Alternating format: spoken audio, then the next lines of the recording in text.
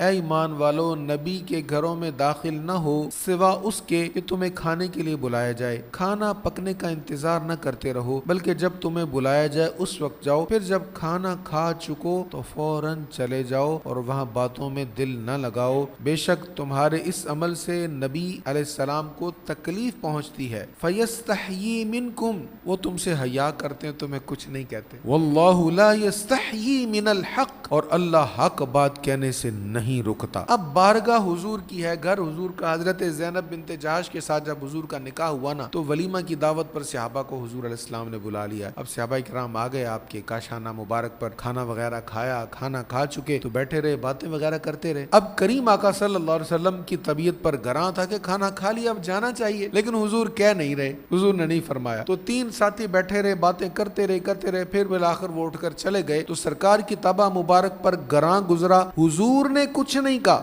اللہ حکم نازل کر رہا ہے۔ شان مصطفیٰ دیکھو، عظمت مصطفیٰ دیکھو۔ مفسرین کے امام دور حاضر کے، ماضی قریب کے، حضرت حکیم الامت مفتی احمد یار خان نعیمی رحمۃ اللہ تعالی علیہ بڑا خوبصورت جملہ لکھتے ہیں۔ آپ کہتے ہیں بڑے بڑے بادشاہوں کے پاس جانے کے لیے جو آداب ہوتے ہیں نا، مینرز ہوتے ہیں، وہ وزراء سکھاتے ہیں، درباری سکھاتے ہیں، لیکن یہ وہ دربار ہے جس کی آداب رب العالمین سکھا رہا ہے۔